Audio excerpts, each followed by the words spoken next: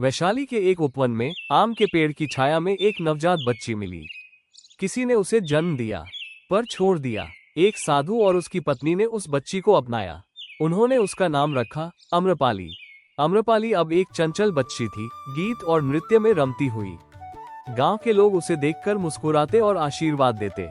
उसके भीतर था एक अलग ही तेज। समय बीता और अम्रपाली युवती बन गई। उसका रूप और नृत्य दोनों अनोखे थे। राजा से लेकर साधु तक सभी उसकी कला से मोहित थे। वैशाली के गणराज्य ने उसे नगरवधु घोषित किया, राज्य की सबसे सुंदर, सबसे कलावती स्त्री। सभी ने ताली बजाई, पर अम्रपाली की आंखों में था एक मौन सा दर्द। वो सोने चांदी के महल में रहती थी, पर दिल में था सूनापन और अधूरापन। भीड़ के बीच भी वो अकेली थी।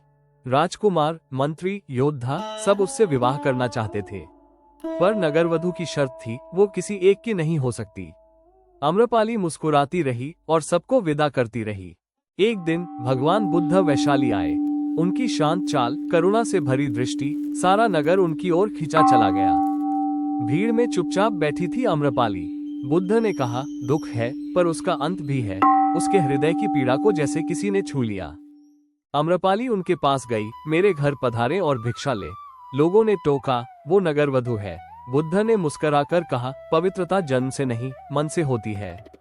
अम्रपाली ने बुद्ध को अपने घर बुलाया, सादगी से भोजन परोसा। बुद्ध ने उसे देखा, उसकी आत्मा में छिपी श्रद्धा को पहचाना।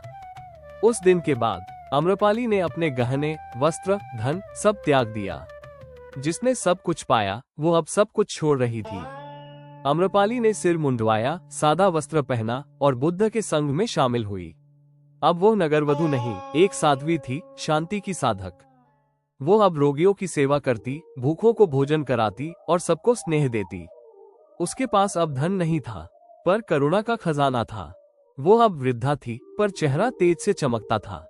एक बच्ची को ध्यान सिखाते हुए वो मुस्कुराती थी, जैसे कोई दीपक दूसरे को रोशनी दे रहा हो। जीवन के अंत में वह आकाश की ओर देखती है, संतोष और मुस्कान के साथ। उसका संदेश गूंजता है, सच्ची सुंदरता आत्मा में होती है। जो खुद को बदल सके, वही वास्तव में महान है।